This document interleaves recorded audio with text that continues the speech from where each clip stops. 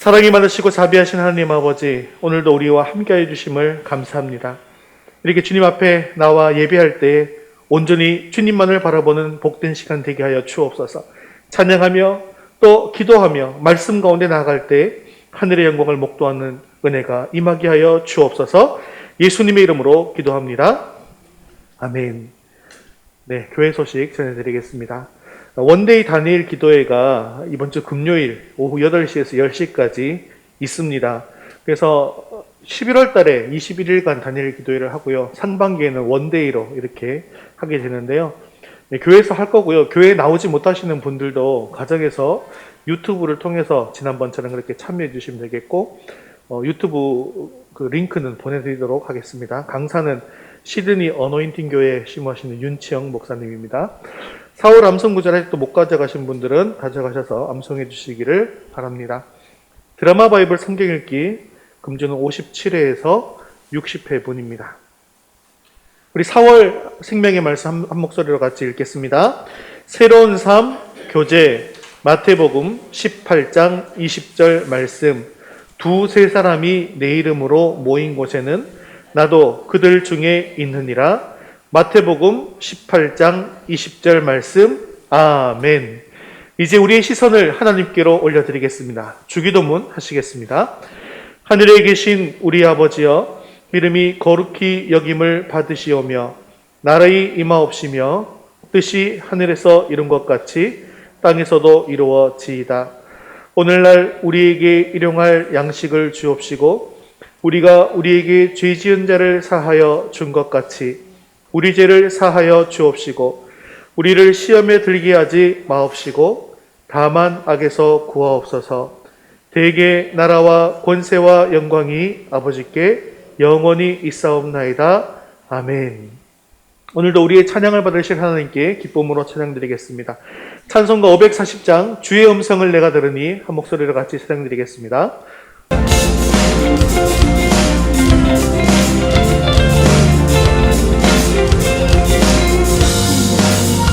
주의 음성을 내가 들으니 사랑한단 말일세. 믿는 마음으로 주께 가오니 나를 영접하소서. 주여 넓으신 은혜 베푸사 나를 받아주시고 나의 푸른 뜻 주의 뜻같이 되게 하여 주소서.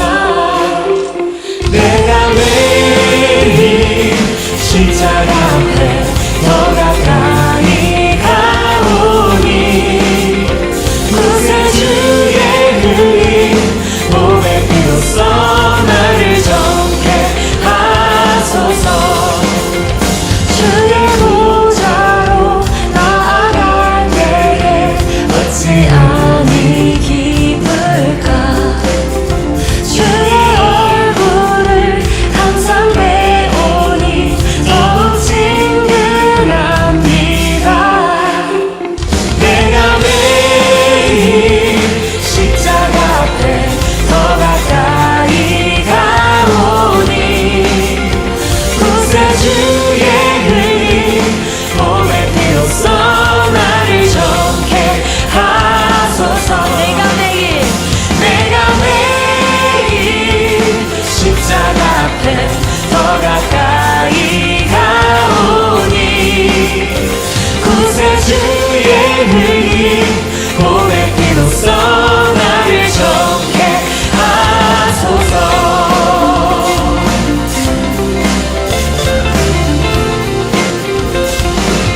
우리 여러분의 목소리로 고백합시다. 우리 구주의 우리 구주의 넓은 사랑을 증명할 자 없으며 주가 주시는 참된 기쁨도 헤아릴 수 없도다. 내가 매일 십자가 앞에 더 가까이 가오니 구세주의 흘린 몸의 피로써 나를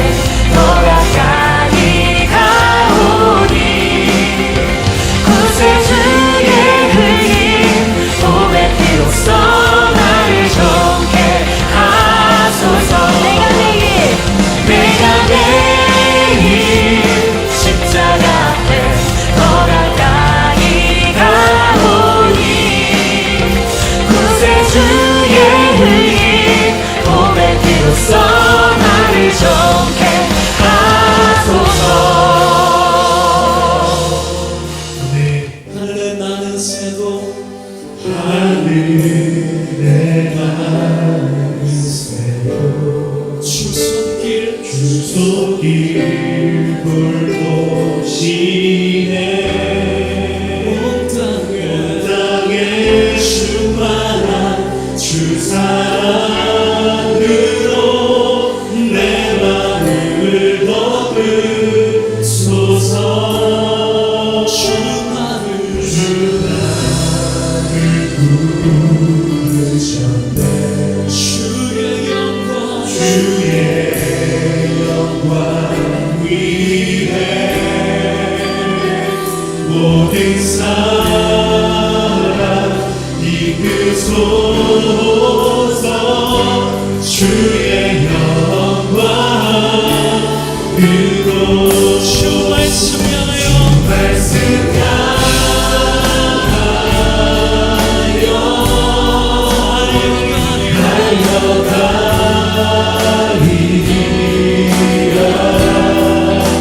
힘도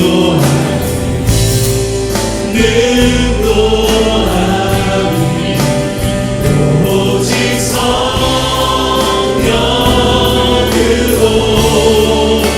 주 얼굴 향하여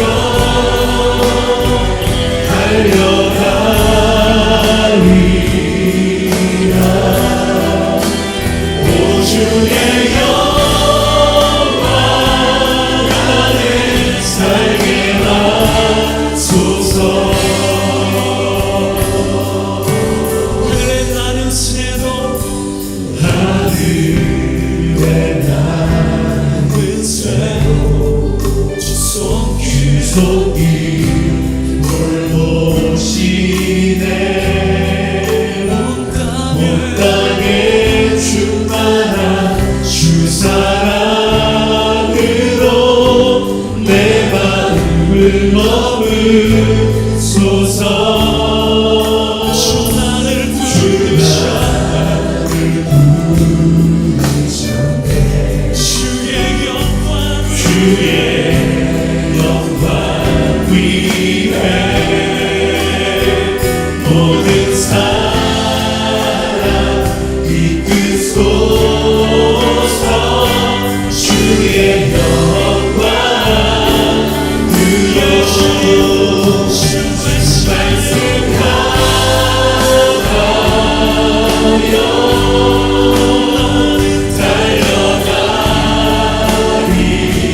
달려가리라. 힘도 하니 능도 하니 오직 성령으로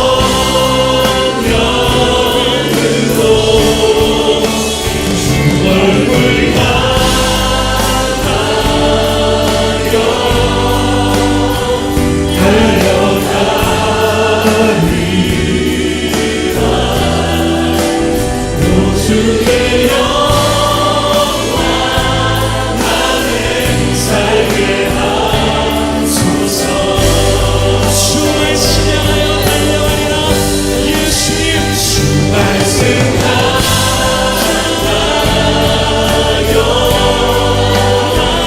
달려가리라.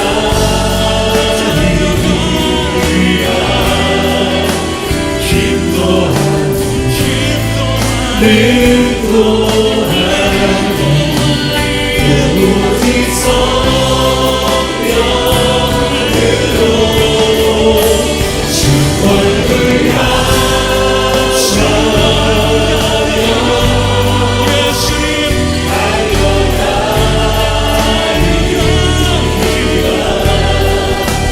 오 주의 영광 안에 살게 하소서. 이 시간 우리 예배를 위해서 목소리를 같이 기도하겠습니다. 오늘 우리 예배 가운데 충만하게 임하여 주셔서 우리의 예배를 기뻐 받아 주시옵소서. 오늘도 주님의 음성을 듣게 하시고 말씀을 통하여 주님의 뜻을 이루어갈 결단이 있게 해달라고 함께 기도하신 후에 김필임 미사님 대표로 기도하시겠습니다.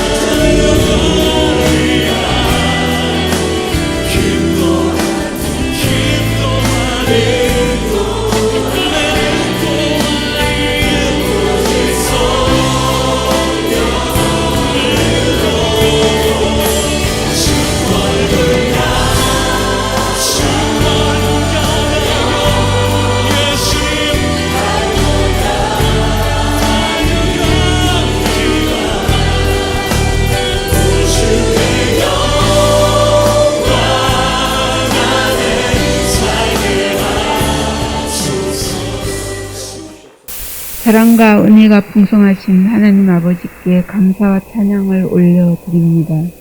보잘것없는 저희들을 구원하시려고 십자가의 사랑으로 온전히 우리의 죄값을 대신 지불하시고 구원하여 주시니 감사합니다. 그럼에도 불구하고 세상 사람들과 같은 삶을 살고 있음을 고백합니다. 용서하여 주시고 하나님을 기뻐하며 친밀함으로 주와 동행하는 삶을 살며 예수님을 닮아가는 삶을 살아갈 수 있도록 도와주시고 주님의 사랑을 이웃에 전할 수 있게 도와주옵소서. 기도와 말씀으로 늘 깨어있게 하시고 우리 안에 주님이 계심을 믿고 나아가며 우리의 삶에 그리스도의 향기가 드러나게 하옵소서. 위도스 교회를 세우시고 도우시는 아버지 하나님, 이 지역에 꼭 필요한 교회가 되어 이웃을 섬기며 하나님의 나라가 확장되게 하는 교회가 되게 하시고 단위에 세우신 목사님 사역 위에 함께 하시사 성령 충만하게 하시고 강건하게 하셔서 하나님 나라를 세우시는 귀한 목자 되게 하옵소서. 성도들 가정 위에 늘 함께 하셔서 믿음으로 하나 되는 가정 되게 하시고 경제적으로나 육체적으로 힘든 가정들을 위로하시고 어려움 없게 하여주옵소서. 믿음으로 승리하게 하옵소서. 우리 자녀들에게 함께 하셔서 눈동자같이 지켜주시고 학업 중인 자녀들에게는 지혜를 더하여 주시고 어디서든지 최선을 다하며 꼭 필요한 사람이 되며 이웃에게 도움을 줄 수 있는 자녀들로 성장하게 하옵소서. 아버지 하나님, 이 시간 함께 하여 주셔서 하나님 만나는 시간 되게 하시고 성령 충만한 시간, 은혜의 시간 되게 하옵소서. 진리와 소망 되신 우리 구주 예수님 이름으로 기도드립니다. 아멘.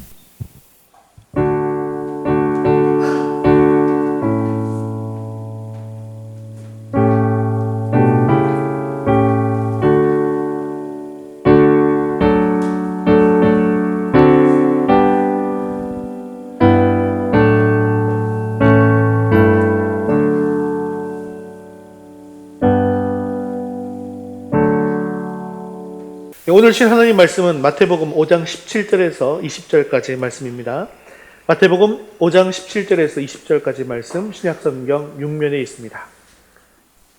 우리 한 목소리로 천천히 함께 읽겠습니다.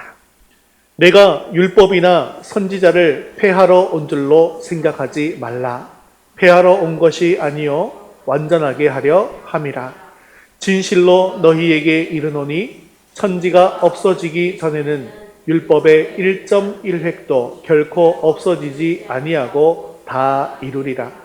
그러므로 누구든지 이 계명 중에 지극히 작은 것 하나라도 버리고 또 그같이 사람을 가르치는 자는 천국에서 지극히 작다 일컬음을 받을 것이요 누구든지 이를 행하며 가르치는 자는 천국에서 크다 일컬음을 받으리라.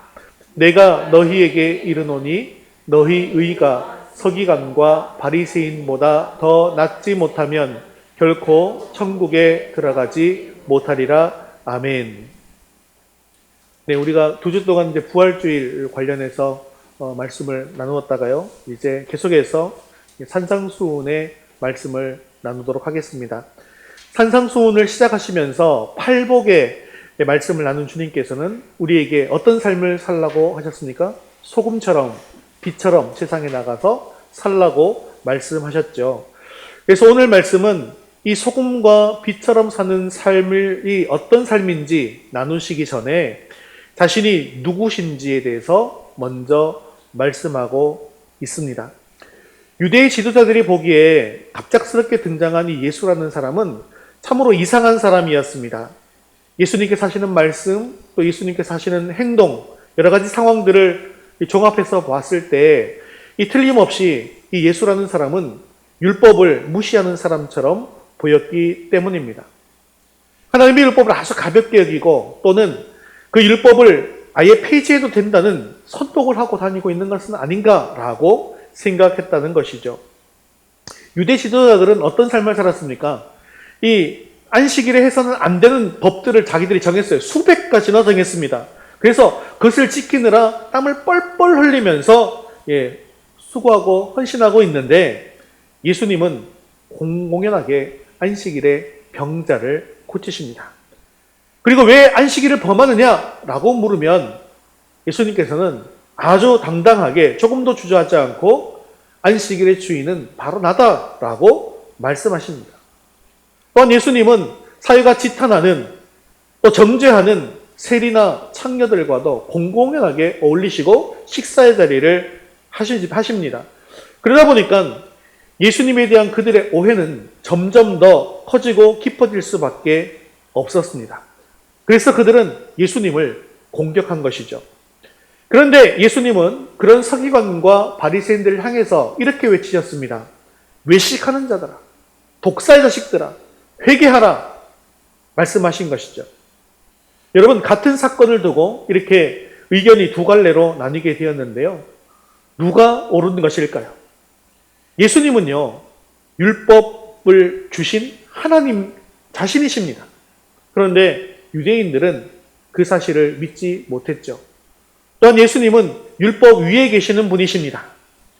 그럼에도 불구하고 유대인들은 그 사실을 믿지 않았습니다.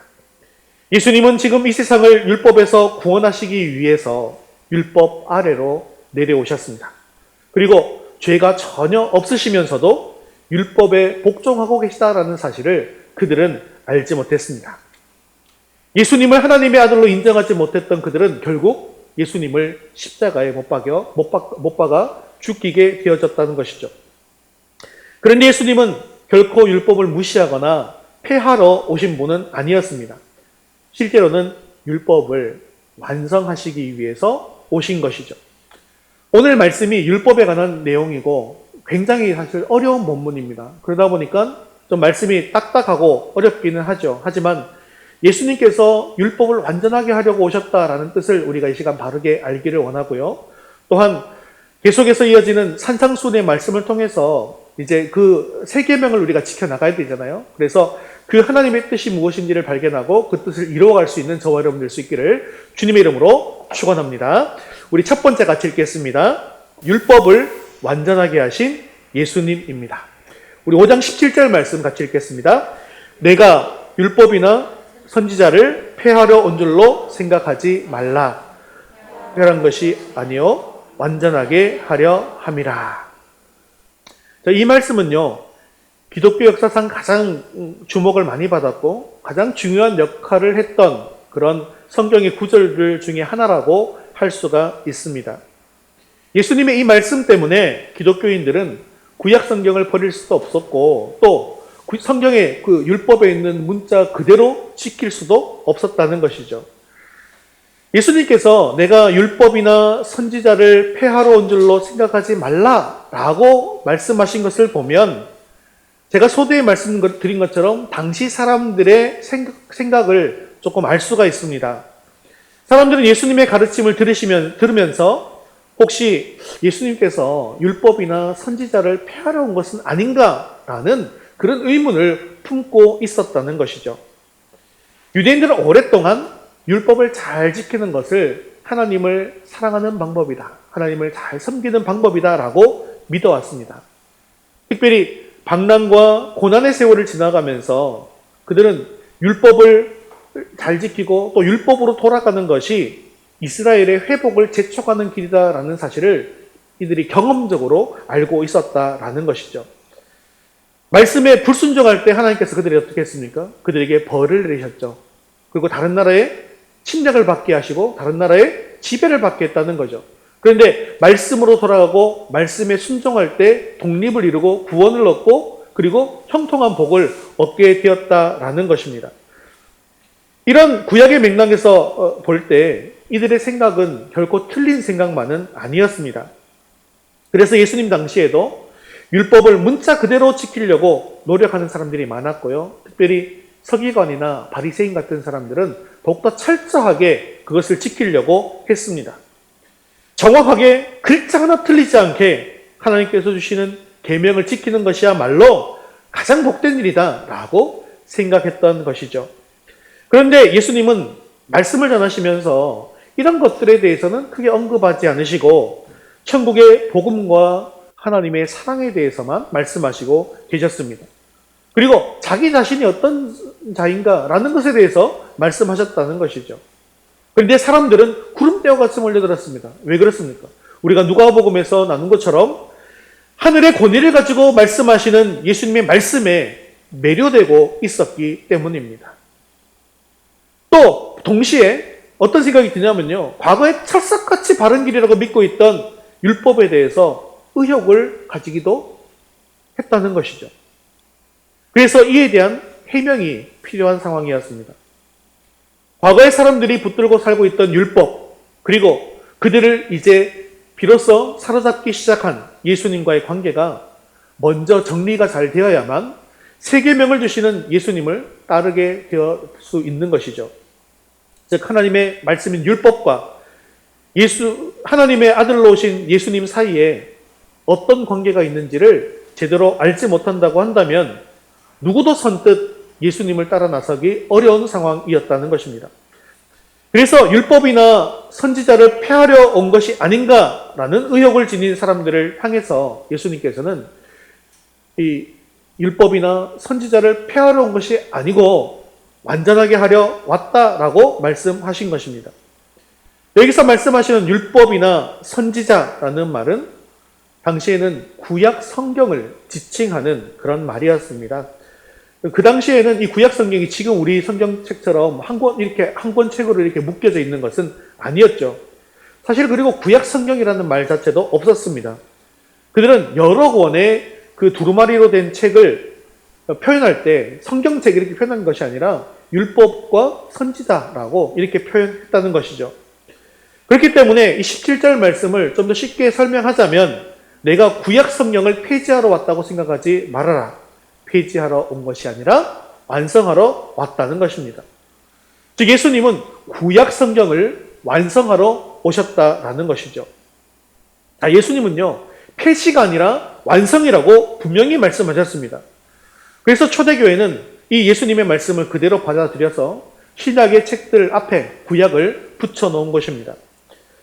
그런데 율법에 대해서 오해하는 사람들이 있었습니다. 그게 뭐냐면 예수님이 오신 후에는 율법이 이제 필요 없다고 생각한 것이죠. 그런데 예수님께서 뭐라고 말씀하셨습니까? 폐하러 온 것이 아니다라고 분명하게 말씀하셨지 않습니까? 그럼에도 불구하고 율법은 폐지되어야 한다라고 주장하는 것이죠. 이제는 예수님께서 오심으로 말미암아서 율법은 그 힘을 잃었다고 생각하는 것입니다. 예수님을 믿는 사람들은 율법의 통제에서 이제는 벗어났다라고 생각하는 것이죠. 그래서 율법의 조약인 이 구약은 읽어도 좋고 읽지 않아도 괜찮다고 생각한다는 거죠. 심지어 어떤 사람들은 구약 성경을 가지고 있는 것조차도 부담스러워합니다. 우리가 이미 복음 안에 있는데 굳이 이 구약 성경이 무슨 필요가 있느냐는 거예요. 이미 우리는 죄에서 용서를 다 받았다는 거죠. 필요 없다는 겁니다. 이런 경향을 아주 강하게 가졌던 사람이 그 당시에 말시온이라는 사람인데요. 이런 주장을 하게 되면 이런 주장을 하는 사람들이 대체로 어디에 빠지냐면 이단에 빠지게 되는 겁니다. 지금도 그런 류의 주장을 하는 사람들이 있더라는 것이죠. 이 말시온이라는 사람은 구약 성경을 부정한 사람이었는데요. 그는 구약의 하나님은 잔인하다고 생각했습니다. 그리고 예수님과 사도 바울이 가르친 그 사랑과 용서의 하나님, 복음적 하나님만이 참 하나님이라고 생각했다는 것이죠. 그래서 구약 성경은 읽을 필요조차 없다라고 여겼던 것입니다. 그런데요, 이 어거스틴이 한 유명한 말이 있습니다. 신약은 구약 속에 감추어져 있고 구약은 신약 속에서 드러난다라고 한 것이죠. 구약 안에 구약만 있는 것 같지만 사실은 신약이 있습니다. 왜냐하면 구약은요, 신약에 일어날 사건들을 미리 예언하고 예견한 책이기 때문입니다. 그래서 신약을 배경으로 하지 않고는 구약이 제대로 해석이 안 되어지는 것입니다. 그리고 또한 신약 성경에도 보면 구약 성경의 내용들이 그대로 나오는 경우들도 많죠. 심지어 예수님조차도 구약 성경을 인용하기도 했습니다. 예수님께서 또 시험 당하실 때, 광야에서 시험 당하실 때도 어떤 말씀으로 그 시험을 이기셨죠? 신명기 말씀으로 이기셨죠. 이렇게 구약을 인용한 경우들이 굉장히 많고, 특별히 지금 우리가 살피고 있는 마태복음에는 더욱더 많이 있는 것을 알 수가 있습니다. 이에 대해서 예수님께서는 그래서 구약에 있는 율법과 선지자의 예언을 완전하게 하기 위해서 오셨다고 말씀하신 것이죠. 그러면 여기서 율법과 선지자를 완전하게 한다라는 말은 무엇을 뜻하는 말일까요? 율법과 선지자를 완전하게 한다는 첫 번째 뜻은 예수님께서 구약의 언약을 성취하신다라는 그런 뜻입니다. 성경에 있어서 첫 번째 복음은 창세기 3장 15절 말씀 속에 있는 원시 복음입니다.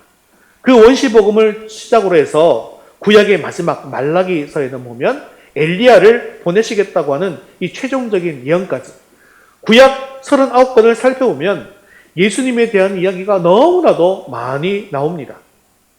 예수님은 창세기 3장 15절의 말씀대로 여자의 후손으로 오셨습니다. 그리고 이사야의 예언대로 처녀의 몸에서 나시게 된 것이죠. 또한 미가의 예언대로 유다 베들레헴에서 태어나셨습니다. 또한 예수님은 성경 말씀대로 고난받으시고 성경 말씀대로 죽으셨습니다.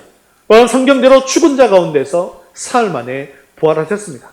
또한 성경대로 하늘에 오르시고 하나님 보좌 우편에 앉으셨습니다. 어떤 학자의 계산에 의하면 예수님을 예언하는 구약의 내용은 직간접적으로 적어도 1500개가 넘는다고 이야기하고 있습니다. 그렇기 때문에 구약 성경은요, 예수님을 가리키고 있는 것입니다. 수천 년 동안 예수님께서 오실 것이다 라고 예언을 했는데 비로소 이 땅에 예수님께서 오신 것입니다. 그리고 예수님의 삶을 통해서 과거 구약의 언약은 비로소 성취가 되어진 것이죠. 율법과 선지자를 완전하게 한다라는 두 번째 뜻은 율법의 마침표를 찍었다라는 말입니다. 우리 로마서 10장 4절 말씀 같이 읽겠습니다. 그리스도는 모든 믿는 자에게 의를 이루기 위하여 율법의 마침이 되시니라. 율법의 마침이라는 것은 율법의 끝이라는 말로서 율법의 완성이라는 뜻도 되는 것입니다. 이 말은요, 예수님께서 율법을 다 지키시고 율법의 요구가 다 채워졌다는 말입니다. 그리고 율법의 마지막이 무엇일까요? 결국 죄인을 심판하는 것이라는 거죠. 예수님은 율법을 다 지킨 의인이셨습니다. 그럼에도 불구하고 우리 인간들의 죄를 대신하셔서 십자가를 지시고 죽으심으로 말미암아 우리 죄인들을 의롭게 하신 것입니다. 구약시대에는 이 죄인들을 의롭게 하는 방식으로 무엇을 사용했냐면 피의 제사를 사용했죠. 성막이나 성전에 가서 어린 양을 가지고 오고 또 제물을 가지고 와서 피를 흘리고 죽여서 대신 죽여서 본인들이 의롭게 되어지는 것입니다.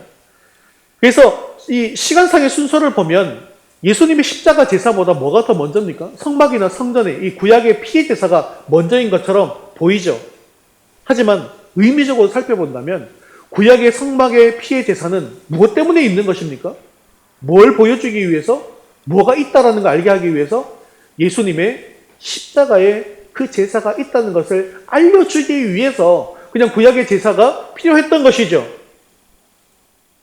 그렇기 때문에 예수님의 십자가는 이 율법의 마침표를 찍는 완성이 되는 것이다 라는 의미가 된다는 거죠. 자, 우리 두 번째 같이 읽겠습니다.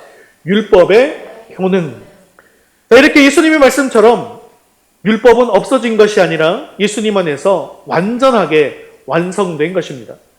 그래서 이제 예수님께서는 세상의 소금과 빛인 우리 그리스도인들에게 율법의 요구를 충실하게 따르라고 또한 말씀하고 있는 것이죠. 18절 말씀 같이 읽겠습니다. 진실로 너희에게 이르노니 천지가 없어지기 전에는 율법의 일정 일획도 결코 없어지지 아니하고 다 이루리라. 아멘. 율법은 천지가 없어지기 전까지, 그리고 율법의 요구가 다 이루어지기 전까지는 결코 없어지지 않는다라는 말씀인데요. 즉 우리가 삶을 사는 동안 율법의 요구는 결코 없어지지 않는다라는 말씀입니다. 예수님을 따르겠다고 나서는 제자들뿐만 아니라 지금 이 순간 예수님의 산상수훈을 묵상하고 있는 우리들에게도 예수님은 여전히 이 율법의 말씀에 순종할 것을 요구하고 계시는 것이죠. 그런데 여러분 이신칭의의 교리 아시죠? 믿음으로써 의롭게 되어진다. 믿음으로써 의롭게 칭하게 되어진다라는 것이잖아요. 이 교리, 이신칭의 교리에 의하면 믿음으로써 구원을 받아서 하나님의 백성이 되어지고 천국을 선물로 받게 되어지는 것이 아닌가? 그것만이 유일한 신앙의 기반이 되는 것이 아닌가라고 하면서 이제는 또 의문을 품을 수도 있게 되어질 것입니다. 이 이신칭의 교리 때문에요. 종교개혁 이후 동안 한동안 이 실천을 강조하는 야고보서가 홀대받고 저 뒤로 이렇게 물러져 있었던 것도 사실 아니겠습니까? 물론 지금은 달라졌습니다만. 그런데 지금 이 말씀은 누구의 말씀입니까? 누가 하신 말씀이죠? 예수님께서 하신 말씀입니다. 특별히 18절을 시작할 때 진실로라고 시작하는데요. 주님께서는 아주 귀중한 교훈이나 약속을 하실 때 진실로라고 시작하신 예가 굉장히 많습니다. 지금은 진실로 한 번뿐이지만 어떤 경우에는 진실로 너에게 이르노니 하면서 두 번이나 말씀하신 적도 많이 있죠. 이 진실로라는 말은 헬라어로 아멘입니다. 그 뜻이 뭐죠? 참으로, 진짜, 그렇습니다 라는 뜻이죠. 하나님의 말씀에 동의할 때 쓰는 말입니다. 그래서 우리가 설교를 듣다가도 아멘이라고 동의하는 것이죠. 즉 예수님께서 이 아멘으로 시작하신 뜻은 당신이 말씀이 영원불변한 하나님의 진리이고 하나님께서 동의하시는 말씀이다 라는 그런 뜻이 되어지는 것이죠. 그렇다고 한다면 우리는 이 말씀 있는 그대로 받아야 하는 것입니다. 그래서 율법이나 행위가 중요하지 않다고 생각하면서 구약율법은 이제는 아무런 효능이 없다라고 생각한다면 그것은 예수님의 말씀을 어기는 잘못된 생각이라는 것이죠. 그렇습니다. 이 율법의 효능이라고 하는 것은 예수 그리스도가 재림하실 때까지 계속해서 이어지는 것입니다. 그렇다면 어떤 의미에서 율법은 그 효능을 가지고 구속력을 가지는 것일까요? 먼저 율법이라고 하는 것은 복음의 진리 못지않게 누구의 말씀입니까? 하나님의 말씀이다라는 사실을 기억하셔야 합니다. 즉 성령의 감동으로 기록된 하나님의 절대 진리라는 것이죠. 그래서 사도 바울이 성경을 이야기할 때는 신약 성경만을 이야기하는 것이 아닙니다. 율법이 포함된 구약 성경이었다라는 사실도 여러분 기억하셔야 합니다. 그렇기 때문에 신령하고 절대적 진리인 이 율법의 내용은 하나님께서 그 내용대로 다 이루시기 전까지는 결코 없어지지 않는다는 사실입니다. 이렇게 율법이 없어지지 않는 가장 중요한 이유가 뭐냐면 율법의 효능 때문입니다. 율법은 사람들의 영적 상태를 비추어주는 유일한 거울입니다. 그래서 이 율법을 통해서 사람들은 자신의 영적 상태를 알게 되어지죠. 뭐라는 걸, 내가 무엇이다라는 걸 알게 됩니까? 아, 나는 죄인이구나라는 것을 깨닫게 됩니다. 그래서 이 죄인이라는 것을 깨닫고 그 이후에 주님 앞에 나아가 회개하게 되어지는 것이죠. 그리고 이제는 그리스도께 피신하게 하게 해줍니다. 그래서 이것을 갈라디아서에서는 몽학선생이다라고 이렇게 표현하고 있는 것이죠. 여러분, 사람의 양심은 절대적일 수가 없습니다. 그래서 살인자, 독재자, 불의한 자들도 내 양심과 행동했기 때문에 아무런 문제가 없습니다 라고 소리치죠. 남들도 다 그렇게 사는데 왜 나만 문제가 되느냐라고 소리칩니다. 사실 요즘 이 화두 아닙니까 이게? 그리고 내가 하면 오매 쓰고 남이 하면 불륜이다 라고 큰 소리칩니다. 왜냐하면 그들이 가지고 있는 양심은 절대적 선이 아니고 주관적인 가치관에 의해서 움직이고 있기 때문입니다. 그렇기 때문에 세상의 악과 선, 의와 불이, 불신앙과 신앙이 무엇인지를 정확하게 알려주는 것은 절대자이신 하나님께서 주신 율법 외에는 없다라는 것이죠. 이런 의미로 율법은 오늘도 수많은 사람들의 영혼을 깨웁니다. 죄를 깨닫게 하고요. 그리고 그리스도의 십자가 앞으로 나아가게 하는 역할을 하게 된다는 것이죠. 왜 그렇습니까? 이 죄를 용서밖에 하는 길은 오로지 십자가밖에 없다는 사실을 깨닫고 주님 옆에 나오고 믿음을 가질 수 있도록 해주는 것입니다. 이처럼 율법의 효능은 오늘도 살아 역사하는 것입니다. 심지어 19절은 율법의 내용을 버리고 가르치는 자와 행하고 가르치는 자에 대해서 설명하고 있는데요. 같이 읽겠습니다. 그러므로 누구든지 이 계명 중에 지극히 작은 것 하나라도 버리고 또 그같이 사람을 가르치는 자는 천국에서 지극히 작다 일컬음을 받을 것이요 누구든지 이를 행하며 가르치는 자는 천국에서 크다 일컬음을 받으리라. 아멘. 즉 율법의 하나라도 버리고 가르치는 자는 천국에서 지극히 작다라고 취급되고 율법을 행하고 가르치는 사람은 큰 자로 인정한다는 것입니다. 여러분, 이 말씀을 보면 천국에는 분명히 뭐가 있다는 거예요? 등급이 있다는 거예요. 1등급, 10등급이 있다는 거예요. 어떤 분들은 천국 가게 되어지면 모두가 똑같은 복을 누리는 것이지 무슨 등급이 있겠는가? 차별이 있겠는가? 천국은 그런 곳이 아니지 않겠는가? 라고 말씀하시기도 합니다. 그런데 그것은 그냥 우리 인간적인 천국 상일 뿐이고요. 천국이기 때문에 등급이 있는 것입니다. 여태까지 우리가 살펴봤잖아요. 의를 위해 박해를 받는 자는 복이 있다 했죠. 그죠? 그리고 천국의 하늘에 상도 우리에게 주어진다라고 분명히 말씀하고 있는 것이죠. 여러분, 공평한 것과 공정한 것, 이것도 요즘 화두긴 한데요. 비슷한 말 같지만 비슷한 말입니까? 전혀 사실은 다른 말입니다. 이 공평의 개념은요, 모두가 똑같이 얻고 똑같이 차지하고 똑같이 누리는 것을 이야기하는 것입니다. 어디에서 많이 씁니까? 공산주의 국가에서 많이 쓰는 개념이죠. 일을 잘하는 사람도 일을 못하는 사람도 똑같은 임금을 받고 똑같은 대우를 받습니다. 그러다 보니까 문제점이 발생했죠. 열심히 일하려고 하지 않는다는 것입니다. 누구나 똑같이 주니까요. 하지만 공정은 다른 의미입니다. 똑같이 취급하는 것이 아니라 그 사람이 심은 대로 거두게 하는 것이 공정입니다. 자기가 열심히 수고하고 노력한 대로 얻게 하는 것이 공정의 원리라는 것이죠. 자, 그렇다고 한다면 영생은 공평일까요? 공정일까요? 영생은 공평입니다. 왜냐하면 주를 믿고 회개하면 누구나 공평하게 얻을 수 있기 때문에 영생은 공평입니다. 그래서 천국에 가는 것까지는 공평이라는 것이죠. 그런데 천국의 삶의 내용에 있어서는 다릅니다. 하나님 나라에 절대적인 법이 있는데 그 법이 뭔지 아시죠? 하나님은요, 심는 대로 거두는 법을 우리에게 주셨어요. 그것은 하나님 나라의 법이기도 하지만 그것이 사실 우리 일반 세상의 법이기도 하다는 것이죠. 이 땅에 살면서 하나님 나라를 위해서 심은 대로 상급이 다른 것입니다. 이것이 바로 천국의 원리입니다. 그래서 심은 대로 공정하게 배급하는 이 상급제도라고 하는 것은 차별하는 것이 아니라 공의로우신 하나님이시기 때문에 공정하게 우리를 다루시는 처사라는 것이죠. 그러면 천국에서 위대한 성도로 대우받는 사람이 누구입니까? 즉, 이를 행하며 가르치는 사람이라는 것입니다. 주님은요, 목사, 장로, 권사, 집사를 큰 자라고 인정하지 않습니다.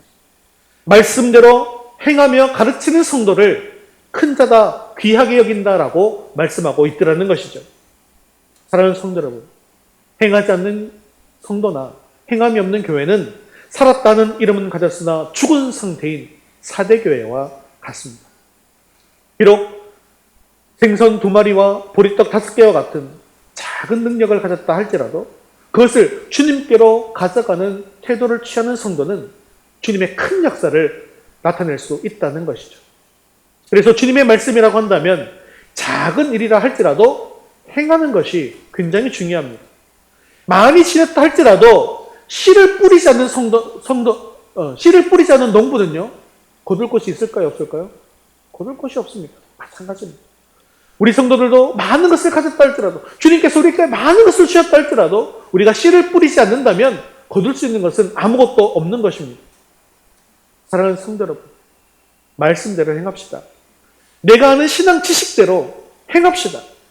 적은 일이라 할지라도, 적은 구제라 할지라도, 적은 사랑이라 할지라도 행할 수 있기를 바랍니다. 그럴 때 우리 주님께서는 크다 인정해 주실 것입니다. 앞으로 예수님께서 가르치시는 또 새로운 계명들을 우리가 배우게 될 텐데요. 그 계명들을 삶으로 실천하면서 하나님께서 기뻐하시는 자녀들 될 수 있게 되어지기를 주님의 이름으로 축원합니다. 자, 우리 세 번째 같이 읽겠습니다. 율법 요구의 두 가지 기초. 이제 예수님께서는 결론적으로 이렇게 말씀하시고 계시는데 20절 말씀 같이 읽겠습니다. 내가 너희에게 이르노니 너희 의가 서기관과 바리새인보다 더 낫지 못하면 결코 천국에 들어가지 못하리라. 아멘. 예수님께서 지금까지 이 율법에 대해서 강조하고 계시죠. 그렇다면 그 당시 예수님의 말씀을 듣고 있는 그 사람들이 생각할 때 율법을 가장 잘 지키는 사람이 누구겠습니까? 바로 지금 20절에서 말씀하고 있는 서기관과 바리새인들이라는 것이죠. 대부분의 사람들이 생각할 때 이 서기관과 바리새인들은 율법 아주 철저하게 지키는 사람들입니다. 그리고 서기관과 바리새인들은요, 율법을 잘 지키는 자기들은 하나님의 백성이지만 율법을 지키지 않는 수많은 무리들은 하나님의 백성이 아니다라는 생각도 있었습니다. 그런데 그들에게 예수님께서 말씀하시는 것이죠. 너희 이가 서기관과 바리새인보다 더 낫지 못하면 결코 천국에 들어가지 못하리라. 이 말씀을 들은 제자들은요, 자신들의 의로움이 서기관과 바리새인보다 그 의로움보다 더 뛰어나야 한다는 것에 대해서 깜짝 놀라면서 충격을 받았을 것입니다. 그러나 정말 큰 충격은 서기관과 바리새인도 천국에 들어가지 못한다는 사실입니다. 당시의 제자들을 비롯한 대부분의 사람들이 서기관이나 바리새인들은 당연히 하나님의 백성으로 하나님 나라에 들어가는 사람들이다라고 생각했기 때문이죠. 여러분, 부자 청년이 예수님을 찾아왔습니다. 그는 어렸을 때부터 지금까지 율법의 핵심인 10계명을 하나도 빠짐없이 다 지킨 사람이었습니다. 그런데 결국 그는 예수님을 떠나가 버리고 말았죠. 이때 예수님께서 이렇게 말씀하시지 않습니까? 낙타가 바늘 끼로 들어가는 것이 부자가 하나님 나라에 들어가는 것보다 쉬우니라. 즉, 그 부자 청년은 하나님 나라에 들어가지 못한다는 것입니다. 그런데 그 예수님의 말씀을 듣고 부자 청년이 놀란 것이 아니라요, 예수님의 제자들이 깜짝 놀랍니다. 그래서 베드로가 질문하는 거죠. 그렇다면 누가 구원을 얻을 수 있으리까? 제자들 생각에는 그 부자 청년은 당연히 천국에 들어갈 사람이었습니다. 돈이 많은 사람이었기 때문이 아니라 어려서부터 지금까지 10계명을 빠짐없이 지켰기 때문입니다. 제자들의 이리 깜짝 놀라는 반응이 지금 이 순간에 일어났다는 것이죠. 어려서부터 지금까지 율법에 대해서는 철저하게 지켰던 이 서기관과 바리새인들이 하나님 나라에 들어갈 수 없다면 과연 누가 천국에 들어갈 수 있을 것인가? 저들보다 더 우리가 나아야 되다니. 사실은 그 대답이 오늘 본문 첫 구절에 이미 말씀하신 것입니다. 다시 17절로 돌아가서 말씀을 보겠습니다. 같이 읽겠습니다. 율법이나 선지자를 폐하러 온 줄로 생각하지 말라. 폐하러 온 것이 아니요 완전하게 하려 함이라. 아까 살핀 것처럼 예수님께서 이 땅에 오셔서 율법을 완전하게 하셨다는 말씀이죠. 예수님은 이 땅에 우리 인간들을 구원하시기 위해서 오셨습니다. 그런데 인간을 구원하시는 그 예수님의 사역이 곧 율법을 완성하는 사역이기도 하다는 것이죠. 자, 여기서 율법과 그리스도의 관계가 어떤 관계인지, 또 그리고 율법과 복음을 통해서 우리에게 주시는 하나님의 은혜를 우리는 알 수 있어야만 한다는 것입니다. 이것을 알기 위해서는 먼저 우리가 율법에 대해서 조금만 더 자세히 알 필요가 있습니다. 율법의 핵심이라고 할 수 있는 우리가 10계명을 한번 살펴볼 텐데요. 오늘의 말씀이 전반적으로 신학적이라서 조금 더 딱딱하고 어렵긴 하지만요, 이제 얼마 안 남았습니다. 조금만 더 따라오시길 바랍니다. 구약의 10계명이 두 번 나옵니다. 언제 나오나 하면 출애굽 직후에 이 시내산에서 받은 출애굽기 20장의 10계명 사건입니다. 출애굽 직후입니다. 그리고 40년 광야 생활을 마치고 모세가 다음 세대에게 설교한 신명기 5장의 10계명입니다. 그러니까 시간상으로 이제 40년의 차이가 나죠. 출애굽기와 신명기의 10계명이 나옵니다. 자, 그러면 신명기 5장 1절 말씀 한번 보겠습니다. 모세가 온 이스라엘을 불러 그들에게 이르되 이스라엘아 오늘 내가 너희의 귀에 말하는 규례와 법도를 듣고 그것을 배우며 지켜 행하라. 자, 모세가 율법을 지키라고 명령합니다. 자, 율법을 지켜 행하라 했습니다. 그리고 2절부터 이 율법을 지켜 행해야 되는 이유에 대해서 설명하는데 2절 읽겠습니다. 우리 하나님 여호와께서 호렙산에서 우리와 언약을 세우셨나니. 이스라엘이 율법을 지켜야 하는 첫 번째 이유가 나왔습니다. 그것은 바로 하나님과 이스라엘 백성 간의 언약입니다. 여기서 호렙산이라고 하는 것은 신의 산을 말하는 것이죠. 아까 설명한 것처럼 신명기 5장으로부터 40년 이전에 애굽을 탈출한 직후 이스라엘 백성과 하나님 사이에 맺어진 언약을 말하는 것입니다. 그 언약은 바로 뭐냐 하면 하나님은 이스라엘의 하나님이 되시고 이스라엘은 하나님이 백성이 된다라는 그 언약의 관계를 이야기하는 것입니다. 그로부터 몇 년 지났어요? 40년이 지났습니다.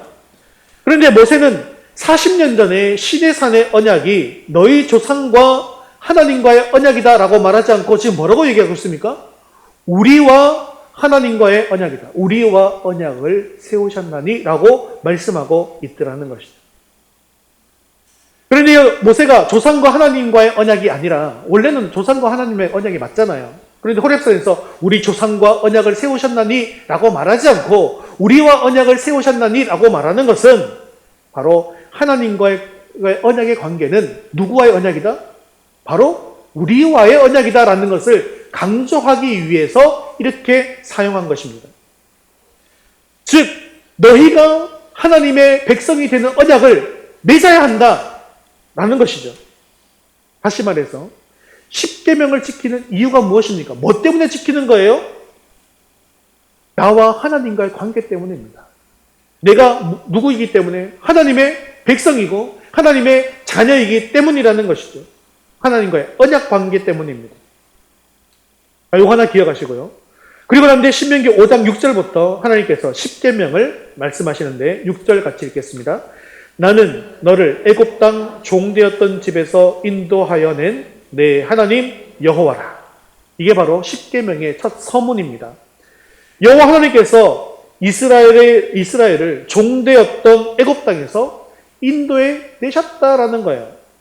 이것이 바로 이스라엘 백성이 10계명을 지켜야 하는 두 번째 이유가 됩니다. 애굽에서 인도해 냈다. 다른 말로 하면 무엇입니까? 이스라엘 백성들을 구원하셨다라는 거죠. 즉 하나님께서 그들을 구원하셨기 때문이라는 것입니다. 그래서 하나님은 이스라엘 백성에게 율법을 지키라고 10계명을 지키라고 명령하셨는데요. 이렇게 율법을 지키라고 한 요구는 앞서 살핀 두 가지의 기초가 있다는 사실을 우리는 반드시 기억해야 합니다. 첫째로 하나님께서는 이스라엘 백성들을 구원하셨다라는 겁니다. 둘째는 하나님과 이스라엘 백성 사이에는 뗄래야 뗄 수 없는 언약의 관계가 맺어져 있다라는 것입니다. 하나님의 구원을 경험하고 하나님의 백성이 된 이스라엘이 하나님의 백성답게 살아가는 방식, 그것이 바로 율법의 요구, 그 두 가지 중요한 기초가 되어지는 것입니다. 자, 문제가 생기죠. 무슨 문제냐면 시간이 자꾸 지나가면서 이 두 가지 요구, 또 두 가지 기초는, 두 가지 기둥은 온데간데 사라지고 뭐만 남나면 율법의 껍데기만 남아버렸다는 것입니다. 세대가 지나가더라도 하나님과 이스라엘 백성 사이의 언약의 관계는 과거 조상들과 하나님과의 관계가 아니라 지금 우리 세대들이 하나님과 맺은 언약이라는 사실을, 그 언약 관계라는 사실을 인식하고 있어야 되는데 시간이 지나면서 그것이 사라져 버렸다는 것입니다. 또 그리고 과거 이스라엘 역사가 시작될 때는 출애굽이라고 하는 하나님의 구원이, 아주 구체적인 구원의 그 역사가 있었지 않습니까? 그런데 예수님 시대 이스라엘 한번 생각해 보세요. 여전히 누구의 지배를 받고 있습니까? 로마의 지배를 받고 있었기 때문에요. 하나님의 구원에 대한 경험이 없었던 것입니다. 그러다 보니까 이 율법의 두 가지 기초를 다 잃어버리고 껍데기인 율법의 요구사항만 남아버리게 된 것입니다. 그러다 보니까 이스라엘 일반 백성들의 입장에서는 율법이 뭐가 되는가? 자기 무거운 짐이 되어져 버렸다는 것입니다. 그리고 그것을 잘 지킨 사람들, 즉 서기관과 바리새인들만이 그것이 율법을 잘 지킨 것이 자신의 자랑거리가 되어져 버린 것입니다. 자, 이렇게 되니까 뭐가 사라졌습니까? 율법의 본질이 사라져 버린 겁니다. 바로 그때 누가 오셨어요? 예수님께서 오셨습니다. 그리고 온 갈릴리의 마을을 두루 다니시고 회당을 찾아가셔서 가르치십니다. 천국 복음을 선포하시고 그들의 모든 질병과 모든 연약함들을 다 고쳐주셨습니다. 이제야 그들의 삶 속에서 비로소 하나님의 구원이 나타나기 시작한 것이죠. 그들에게 있어서 하나님은 조상들의 하나님이었을 뿐입니다. 또는 저 멀리 예루살렘 성전에 계시는 분이었다라는 것이죠. 그런데 하나님의 아들이신 예수님, 곧 하나님께서 직접 자신들을 찾아오셔서 그들의 삶을 바꾸어 놓고 변화시켜 주시고 고쳐주시고 구원해 주셨다는 거예요. 그러므로 말미암아 하나님과 인간 사이의 관계가 새롭게 맺어지기 시작했습니다. 그러다 보니 이제야 율법 안에 숨어있던 두 기둥이 다시금 세워지기 시작하는 것이죠. 그렇기 때문에 예수님의 사역은요, 율법을 완전하게 완성하시는 사역이 되어지는 것입니다. 그런데 바리새인과 서기관들에게는 이 율법의 두 기초가 전혀 없었습니다. 단지 율법의 요구 사항들인 표면적인 항목들만 문자적으로 실천한 것뿐이었다는 것이죠. 율법의 기초가 없으니까요, 그들이 율법을 실천한 것은 자신들의 의로움이 되었다는 거예요. 자신들의 의지였다는 것입니다. 자신들의 성실함이었다는 거예요. 즉 율법이 자기들의 의가 되어져 버린 것입니다. 하지만 우리가 가진 의는 서기관과 바리새인들의 의와는 전혀 다른 것입니다. 지금 우리에게는 이 율법의 두 가지 기초가 있습니다. 첫째는 무엇일까요? 예수님께서 십자가를 통해서 우리의 죄를 용서해 주시고 나 같은 죄인을 구원해 주셨다라는 구원의 감격입니다. 두 번째는 이 구원으로 말미암아 우리가 하나님의 자녀가 되었다는 사실이죠. 그래서 이제는 비로소 하나님과 친밀한 관계를 가질 수 있게 되어졌다는 것입니다. 이 두 가지 기초가 분명한 가운데서 하나님께서 요구하시는 하나님의 백성으로서의 율법과 계명을 우리가 지켜나가는 것입니다. 그렇기 때문에 나 자신의 의로움 때문이 아니라 나를 구원하신 예수님의 의로움으로 율법을 지키는 것이 되어지는 것이죠. 그러니까 서기관과 바리새인들의 그 의와 우리가 가지고 있는 그 의는 차원적으로 다른 거예요. 때로는 우리가 바리새인과 서기관처럼 율법의 조항조항 하나하나를 지키지 못할 수 있습니다. 우리가 그것을 지키지 못했다고 해서 서기관과 바리새인보다 더 낮은 의인가? 아니라는 거죠. 우리는 복음 안에서 율법의 이 두 가지 기초를 튼튼하게 세워나가면서 말씀에 순종해 나간다면 우리는 이미 바리새인과 서기관의 의를 훨씬 뛰어넘은 것입니다. 이것이 누구 때문에 가능합니까? 예수 그리스도 때문에 가능하다는 것입니다. 사랑하는 성도 여러분, 이를 위해서 날마다 예수님의 구원을 묵상하시기를 바랍니다. 그 구원의 십자가의 은혜를 늘 묵상하십시오. 내가 하나님의 자녀라는 사실을 늘 자각할 수 있게 되어지기를 바랍니다. 그 언약의 관계를 날마다 말씀을 통하여서 새롭게 해나가는 것입니다. 그 튼튼한 뿌리 위에, 그 든든한 기초 위에 하나님의 율법, 그리스도의 새 계명을 실천해 나가는 것이죠. 이렇게 앞으로 주어지는 예수님의 그 새 계명을 통하여서 그 새 계명을 실천하고 행하고 가르침으로 말미암아 하나님 나라에서 크다고 인정받는 그 놀라운 복이 우리 가운데 임할 수 있게 되어지기를 주님의 이름으로 축원합니다. 우리 자리에서 일어나셔서 그가 오신 이후 함께 찬양드린 후에 기도와 축도로 예배를 마치겠습니다.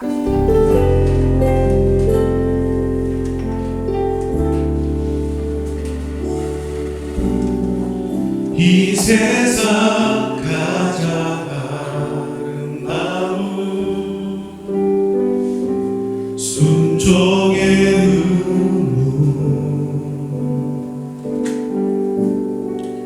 온 세상 빛나게 한 생명의 눈물 그가 이 땅에 오신 이유 죽어야 살게 되고 져야만 승리하는 놀랍고 영원한 신비 지으신 그대로 내보신 우리의 창조주 그리스도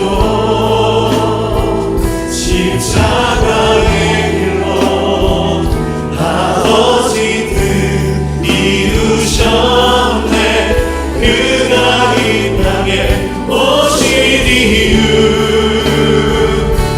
이제 우리에게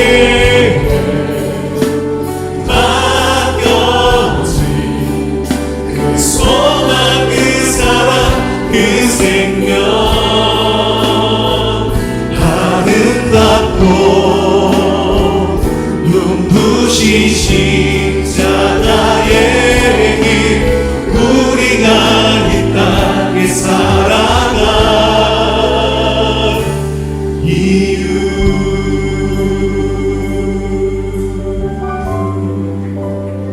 그가 이 땅에 오신 그가 이 땅에 오신 이유 죽어야 살게 되고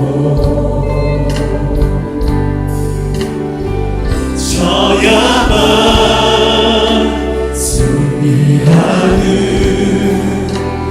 놀랍고 영원한 신비 지으신 그대로 내보신 우리의 창조주 그리스도 십자가의 길로 아버지 뜻 이루셨네 그가 이 땅에 오신 이유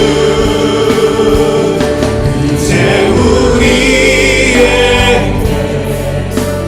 맡겨진 그 소망 그 사랑 그 생명 아름답고 눈부신 십자가의 길 우리가 이 땅에 살아갈 이유 지으신 그대로 회복시킨 지으신 그대로 하나님 십자가의 사랑 놀라우신 사랑을 찬양합니다 우리의 창조주 그리스도 십자가의 길로 아버지 뜻 이루셨네 그가 이 땅에 오신 이유 이제 우리에게 맡겨진 그 소망 그 사랑 그 생명 우리에게 보이신 그 생명 그 십자가의 놀라운 은혜 앞에 우리가 있습니다 우리가 아버지의 사랑을 알길 원합니다 그 안에 빨려가길 원합니다 우리가 이 땅에 살아갈 이유 지으신 그대로 회복시킨 지으신 그대로 회복시킨 우리의 창조주 그리스도 십자가의 아버지 뜻 이루셨네 그가 이 땅에 오신 이유 이제 우리에게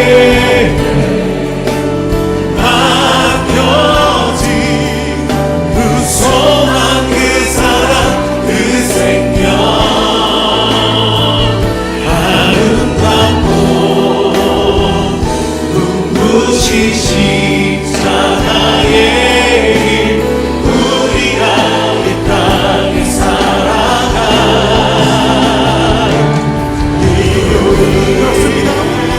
우리 말씀 붙들과 목소리를 같이 기도하겠습니다. 율법을 완전하게 하기 위해서 오신 예수님을 온전히 믿게 하여 주옵소서. 율법이 하나님의 신령한 말씀인 것을 기억하고 늘 묵상하게 하시고 말씀을 통하여 내 자신을 비추어 죄악은 버리고 말씀에 순종케 해달라고, 십자가 대속의 은혜로 받은 구원의 감격을 회복하고 하나님의 자녀로서 친밀한 관계를 회복하여 앞으로 주님께서 주신 세계명을 실천하게 해달라고 우리 한 목소리로 같이 기도하겠습니다. 지으신 그 모습이 지으신 그대로 회복시키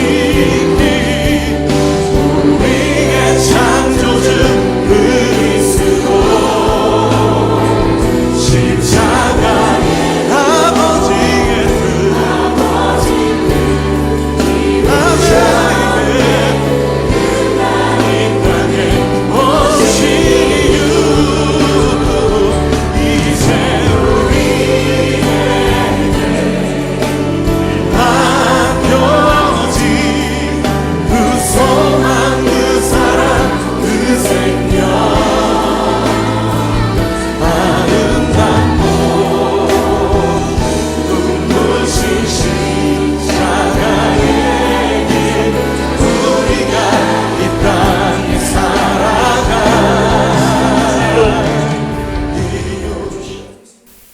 사랑이 많으신 하나님 아버지, 오늘도 말씀의 귀한 은혜를 더해주심을 감사합니다. 서기관과 바리새인들은 예수님이 율법을 폐하러 오신 것으로 오해했지만 예수님은 율법을 완전하게 완성하러 오심을 우리는 믿습니다. 예수님께서 완성하신 이 율법을 매일매일 묵상하게 하시고 말씀을 통하여 나의 악함과 죄악과 연약함을 비추어 더러운 것을 버리고 죄악된 것을 버리고 하나님의 뜻에는 순종하게 하셔서 하나님의 자녀로서 복받는 인생이 다 되게 하여 주시옵소서. 늘 나를 만드시고 인도하시며 구원하신 하나님을 기억하게 하시고 하나님의 자녀로서 하나님의 백성으로서 합당한 삶을 살아가게 하옵소서. 이 땅에 사는 동안 하나님의 자녀로서 소금과 빛의 삶을 감당하며 많은 씨앗을 뿌림으로 하늘의 큰 상급과 복을 누리는 우리 모두가 되게 하여 주옵소서. 우리 위더스 교회가 복음의 씨앗을 많이 심는 교회가 되기를 원합니다. 한 영혼을 천하보다 귀하게 여기시는 주님의 마음을 품고 씨앗을 뿌릴 때 그 씨앗이 싹이 나고 뿌리가 내리고 자라나서 마침내 구원의 열매를 맺게 하시되 30배, 60배, 100배의 귀한 열매를 맺게 하여 주시옵소서. 주님의 보혈 위에 세워진 위더스 교회, 더욱더 뜨거운 성령의 역사가 강하게 역사하게 하여 주시어서 부르짖는 기도마다 응답받는 축복의 현장이 다 되게 하여 주옵소서. 사랑이 많으시고 자비로우신 하나님 아버지, 가정의 여러 문제와 경제적인 문제로 고민하고 힘겨워하는 성도들을 기억하여 주시옵소서. 괴로울 때 고난을 이겨내신 주님만을 바라보게 하시고 죽음까지도 물리치신 주님의 능력을 의지하며 새 힘을 얻게 하여 주시옵소서. 육신의 연약함으로 인하여서 병마와 싸우며 고통 중에 있는 성도들도 있습니다. 병 낫기를 간구하며 우리 모두가 간절히 부르짖을 때에 치료의 주님께서 깨끗하게 치료하여 주옵소서. 사랑하는 우리 자녀들을 지켜주셔서 믿음과 지혜와 능력을 허락하여 주옵소서. 아직도 주님 앞에 나오지 못한 자녀들을 주님의 손길로 어루만져 주셔서 속히 주님 앞으로 나오는 은혜도 임하게 하여 주시옵소서. 우리의 생명 되시고 소망 되시는 예수님의 이름으로 기도합니다. 아멘. 이제는 우리 주 예수 그리스도의 은혜와 하나님 아버지의 크신 사랑하심과 성령님의 위로 교통하심, 율법을 완성하신 예수님을 통해 하나님의 백성으로서 세계명을 온전히 지키기 원하는 사랑하는 성도들 머리머리 위에 이제부터 영원까지 함께 있을지어다.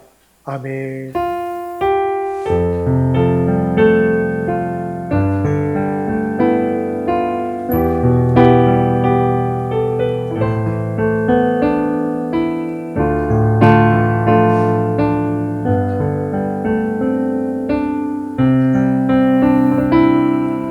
우리 4월 파송 찬양 주 예수 기뻐 찬양에 함께 박수 한번 찬양하겠습니다.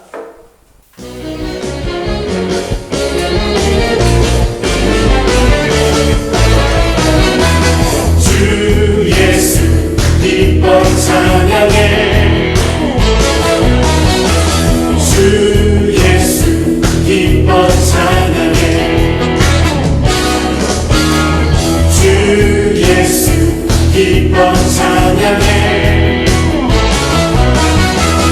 주 예수 기뻐 찬양해 부활하신 우리 주님 영원히 다스리네 부활하신 우리 주님 다와서 찬양해 부활하신 주 찬양해 주 예수 기뻐 찬양해 주 예수 기뻐 찬양해 주 예수 기뻐 찬양해 주 예수 기뻐 찬양해 부활하신 우리 주님 영원히 다스리네 부활하신 우리 주님 다와서 찬양해 부활하신 주 찬양해 주 예수 기뻐 찬양해 주 예수 기뻐 찬양해 주 예수 기뻐 찬양해 주 예수 기뻐 찬양해 부활하신 우리 주님 영원히 다스리네 부활하신 우리 주님 나와서 찬양해 부활하신 주 찬양해 부활하신 우리 주님 영원히 다스리네 부활하신 우리 주님 나와서 찬양해 나와서 찬양해 나와서 찬양해 부활하신 주 찬양해 우리 하나님께 영광의 박수 올려드리겠습니다. 할렐루야. 하나님 감사합니다. 한 주간도 말씀 가운데 집중할 수 있게 되었기를 바랍니다.